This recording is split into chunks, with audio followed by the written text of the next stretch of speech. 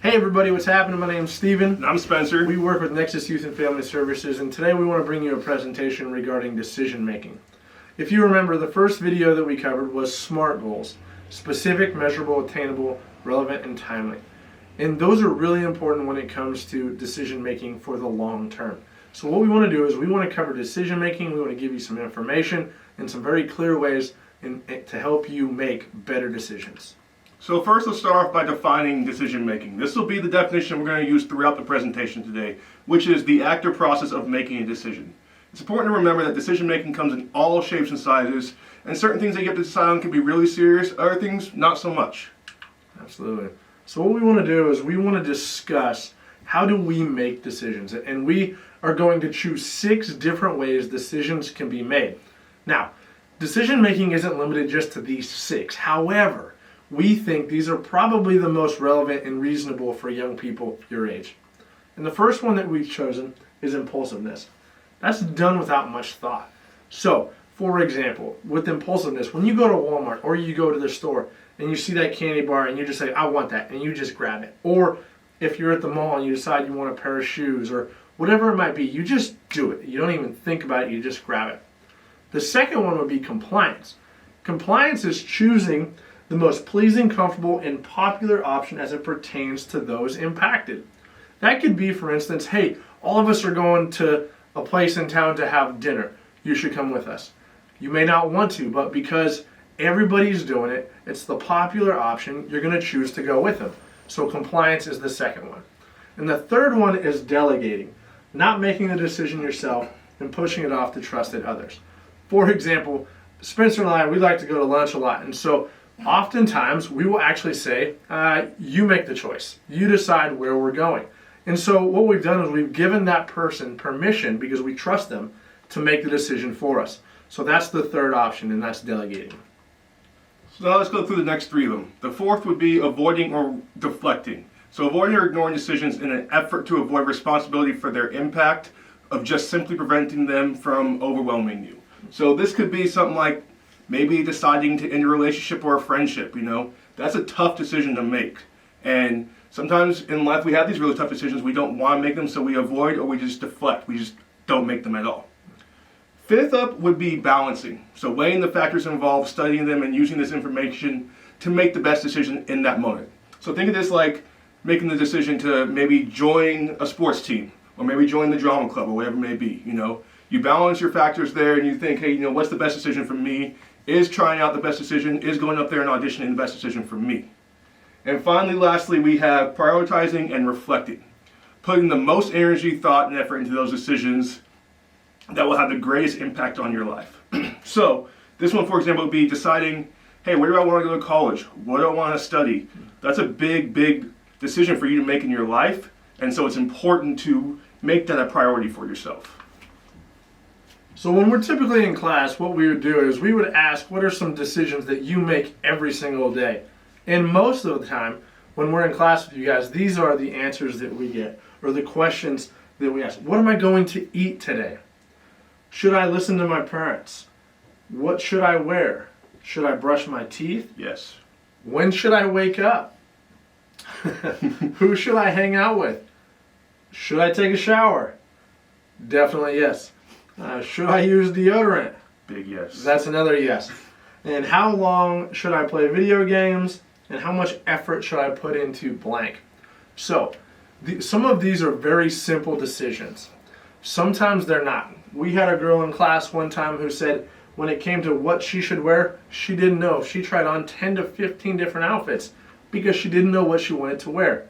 That's more complicated than it is for Spencer and I when it comes to what we're going to wear. Definitely.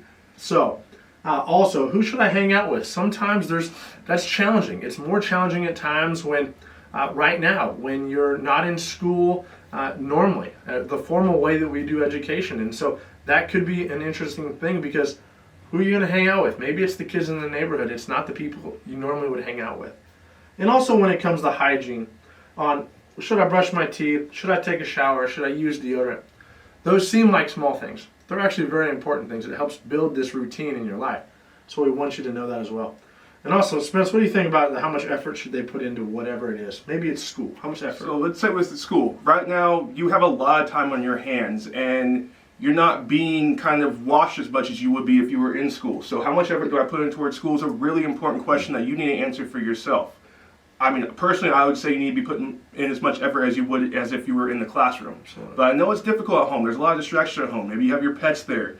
Your video games are sitting right there. You know, maybe your computer or your tablet, whatever, with YouTube's there. So it's hard with all the distractions to put the same amount of effort as you usually would in the school, but it's still really important. And these are some decisions that, like I said, that we know that you make on a regular basis, almost every single day. Some of them are not as serious as others, but the reality is you're making decisions every single day.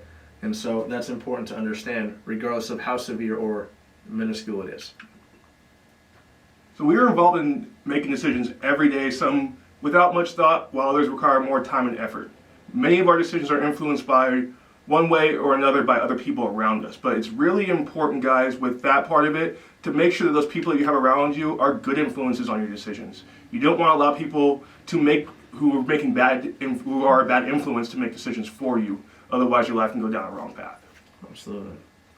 So, making better decisions. What we want to do is we are going to talk about a 3-step process for making better decisions. It's super easy. It's 1, 2, 3. And some of you may already be doing this process, and some of you, this may be a completely new process, and that's okay. If it's completely new, we hope your ears are open so you can listen to it, you can grab what we're saying, and then start applying it to your life. If this is not a new process for you, we would hope you would just continue to listen and figure out how you can continue to make this a better process for you as you continue to make better, healthy decisions.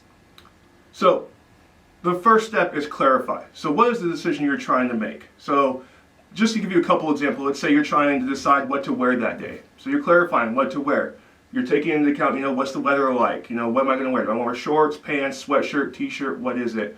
Or to give another example, what are you deciding to go to college? Do you want to go to a 4-year university? Do you want to start off at a 2-year community college? Or do you want to go to a trade school? So you're clarifying what decision you're going to be making. And then the second one is consider. Once you've clarified the decision that you want to make, you need to consider it. You need to consider all the options. What is it? If it's, what am I going to wear? You want to consider the weather outside. You want to consider what's clean. You don't want to wear something that's dirty. So you want to take all the elements when it comes to what you're going to wear and consider those options. You want to look at them, you might want to lay them out and decide which one is going to be. And then for school, like Spencer mentioned, you might want to consider what type of program it is. If you want to continue higher education, what type of education is it? Is it a trade school? What trade schools offer the best programs for you? Do they offer job placement? Things of that nature. So you want to consider all your options. So if you want to go to community college, you want to consider the schools that have the majors that you would want to go to. So you want to clarify, and then you want to consider all these different options, because options are good. And it's part of this. It's the second part of this process, which leads up to our next part of the process. And last but definitely not least, we have choose. So obviously, your last part of your decision is you're going to make your choice. What do you want to do? What outfit did you decide on today? Is it weather appropriate? Is it school appropriate? That's a really important one as well. And then with school, you decide which school you're going to go to, which one's the best for the program you're looking for, or whatever it may be. And then at the end of your choosing, you can go back and kind of reflect. How did that decision fare in my life? Was it a good decision? Was it a bad decision? If it was a good decision, how do I keep making decisions like that in the future? Or if it was a bad decision, what can I do to change that process in the future? Absolutely. So we want you to understand that when you clarify, you consider, and then you choose, it will actually help you make better choices. We talked about 6 ways that people your age are making choices, or using those influences to make choices. And it's extremely important that you surround yourself with people, good people that want your best interest at hand, so you can be the best you, the best version of you. You're all unique. You all have your own special talents and gifts, and you bring a special place to us. We love what we do when we're in the classroom, and so we miss that part of it.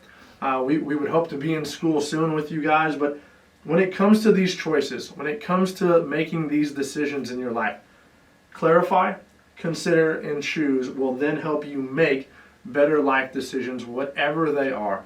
So again, on the beginning of this, you have our phone number, but we'll give it to you right now. It's 209-257-1980. If you have any questions, any concerns, you want to talk to us about what we've talked about in this video, or you need somebody to just listen to, do not hesitate to call Spencer or I, 209-257-1980. Listen to one of our extensions and give us a call. Yep. And as always, guys, stay healthy and stay safe.